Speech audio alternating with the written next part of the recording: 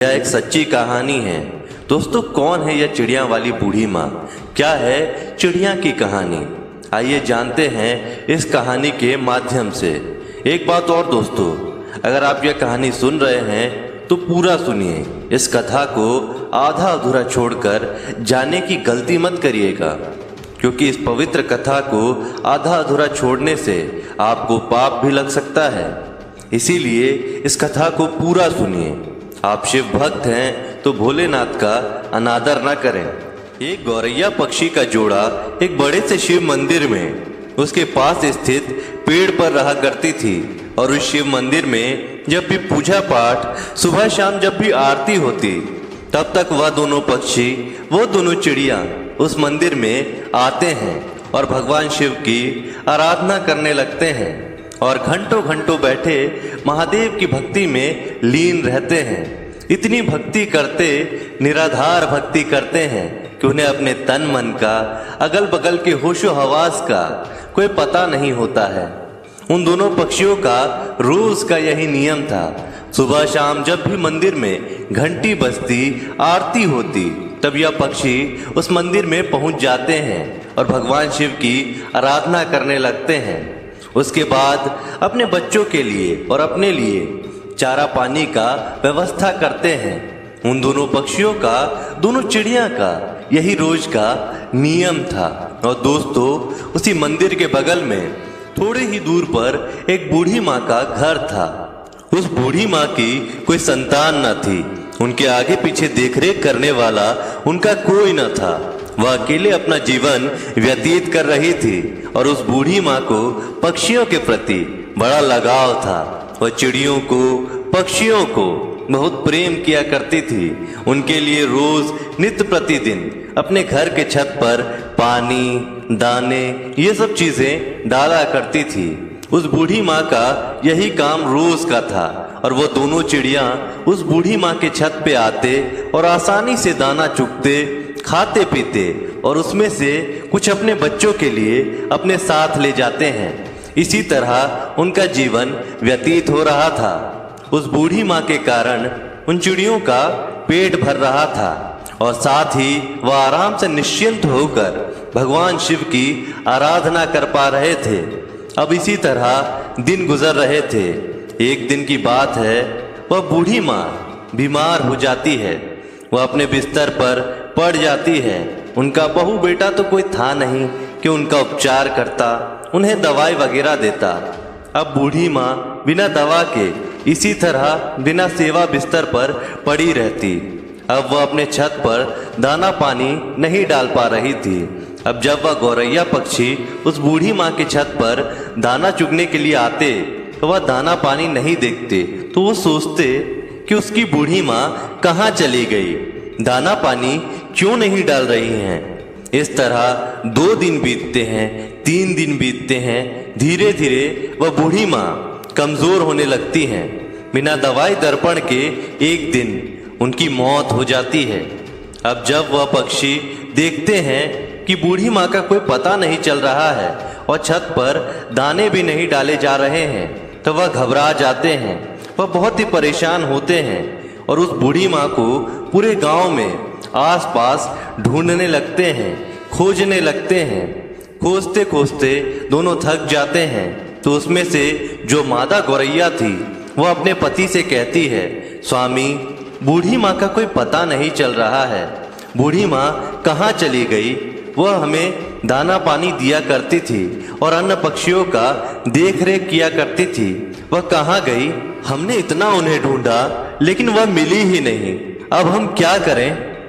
उस गौरैया का पति कहता है कि प्रिय, हमने हर जगह बूढ़ी माँ की तलाश की, बूढ़ी माँ कहीं नहीं मिली। एक जगह हमने उन्हें नहीं देखा, उनके खुद के घर में।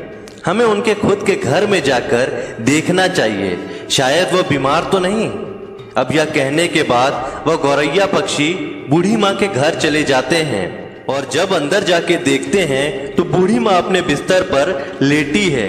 उनके शरीर में कोई हलचल नहीं। उनके चेहरे पर, उनके बदन पर मक्खियां भिनभिना रही थी। वह पक्षी अपने पंखों के फड़फड़ाहट से उन मक्खियों को हटाते हैं। बूढ़ी माँ को जगाने की कोशिश करते हैं, लेकिन उनके शरीर में कोई हलचल नहीं।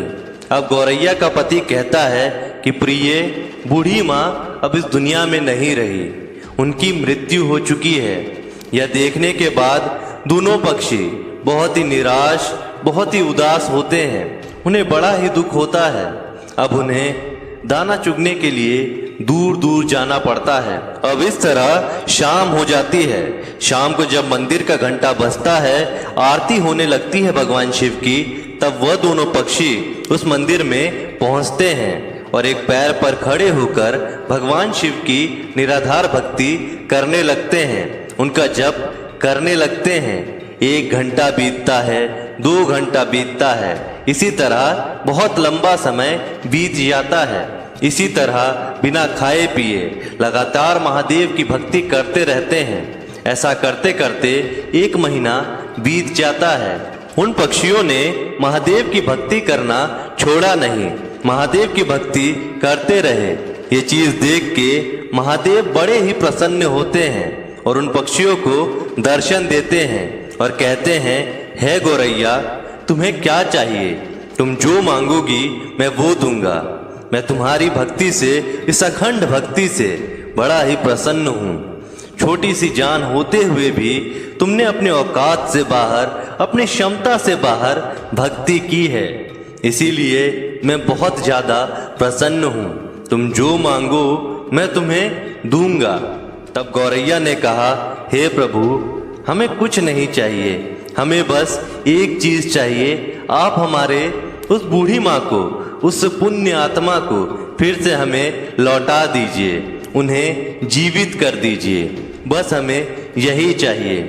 भोलेनाथ ने कहा, पक्षियों, ये सृष्टि का नियम है, अगर जो मर जाता है वह कैसे जीवित हो सकता है? मैं सृष्टि के चक्र में कैसे बाधा बन सकता हूँ? तुम और कुछ मांग लो। तब उस चिड़िया ने कहा, नहीं भोलेनाथ, हमें कुछ नहीं चाहिए, हमें बस हमारी बूढ़ी माँ चाहिए और कुछ नहीं, आप हमें वापस कर दीजिए। तब भोलेनाथ ने कहा, पक्षियों, अब वह बूढ़ी माँ का शरीर गल चुका है, उसमें से कीड़े निकलने लगे हैं, उनका शरीर छत बिछत हो गया है, मैं कैसे उन्हें जीवित कर सकता हूँ? उनका शरीर ही ठीक से नहीं रहा तो उसमें प्राण कैसे फूंकूं? तब वह दोनों पक्षी, दोनों पति पत्नी हट करने लगते हैं और कहते हैं, हे प्रभु, आपने हमें वचन दिया था कि जो मांगेंगे वो देंगे, तो प्रभु आप अपने वचन से पीछे हट रहे हैं। भोलेनाथ, आप अपने वचन से फिर नहीं सकते हैं। तब महादेव ने कहा, हे पक्षियों, तुम्हारे हट के आगे और अपने वचन के आगे मैं विवश हूँ।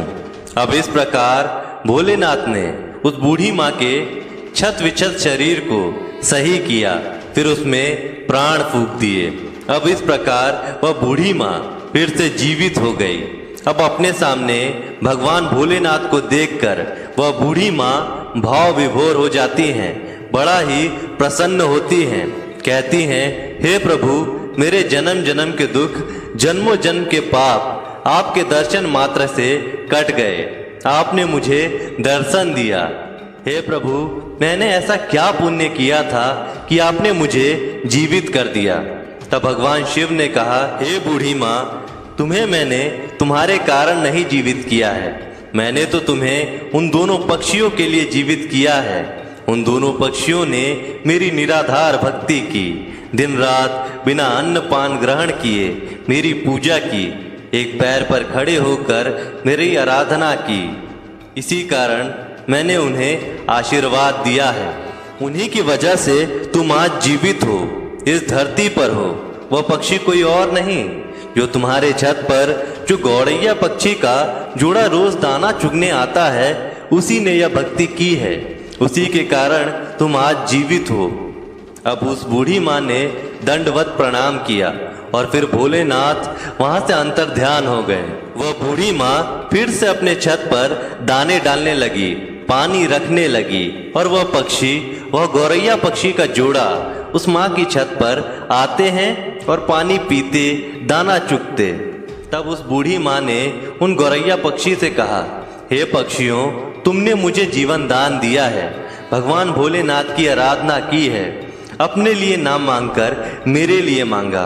हे पक्षियों, मैं ये चाहती हूँ तुम मेरे घर पर बस जाओ, तुम मेरे घर पर ही वास करो और नित्य प्रति मेरे आंखों के सामने रहो। तब यह सुनने के बाद उस बूढ़ी माँ का प्रस्ताव और दोनों पक्षी स्वीकार करते हैं और उस बूढ़ी माँ के घर आकर रहने लगते हैं। इसी प्रकार दिन बीतने लगते हैं और उस बूढ़ी माँ की चर्चा गांव-गांव में फैलने लगती है, दूर दराज तक फैलने लगती है कि एक बूढ़ी माँ है जो मरकर भी जीवित हो गई और उनमें अजीब सी शक्ति आ गई है। अब इसी तरह उस बूढ़ी माँ के पास धीरे धीरे करके एक एक लोग जिनको कोई दुख रोग होता उनके पास आता और अपना कारण बताता। भगवान भोलेनाथ के नाम पर पूजा पाठ कर दिया करती, तब उन लोगों के दुख दूर हो जाया करते। धीरे धीरे लोग ठीक होने लगे। अब उस बूढ़ी माँ की ख्याति दूर दूर तक फैलने लगी और दूर दूर से लोग उस बूढ़ी माँ के पास अपना इलाज कराने, अपने तकलीफों को दूर करने के लिए आया करते। अब इसी प्रकार बहुत दिन बीत जाता है और वह बूढ़ी माँ जीवित उसी स्थान पर अपनी उसी घर पर समाधि ले लेती है। आज उस समाधि स्थल पर बूढ़ी माँ का एक भव्य मंदिर है। वह मंदिर गुजरात में स्थित है। चिड़िया वाली बूढ़ी माँ के नाम से वह मंदिर जाना जाता है। उस मंदिर पर आपको गौरैया पक्षी का जोड़ा हमेशा देखने को मिलेंगे। और दोस्तों, उस मंदिर की बहुत दूर दूर तक ख्याति है। लोग कहते हैं किसी को भी कोई तकलीफ रहता है, कोई शारीरिक कष्ट रहता है, कोई रोग रहता है, तो वहां जाने पर, भक्ति करने पर, पूजा पाठ करने पर वह तकलीफ, वह रोग ठीक हो जाता है। प्रिय दोस्तों, एक गौरैया पक्षी ने उस बूढ़ी माँ को कैसे अपने अखंड भक्ति से जीवित कर दिया। भोलेनाथ की कृपा से बूढ़ी माँ जीवित हो गई। वह बूढ़ी माँ लोक कल्याण करने लगी। तो दोस्तों, हमें इस कहानी से एक सीख मिलती है कि हमें कभी भी दूसरों पर निर्भर नहीं होना चाहिए। दोस्तों, जब तक बूढ़ी माँ जीवित थी वह दोनों पक्षी उस माँ पर आश्रित थे।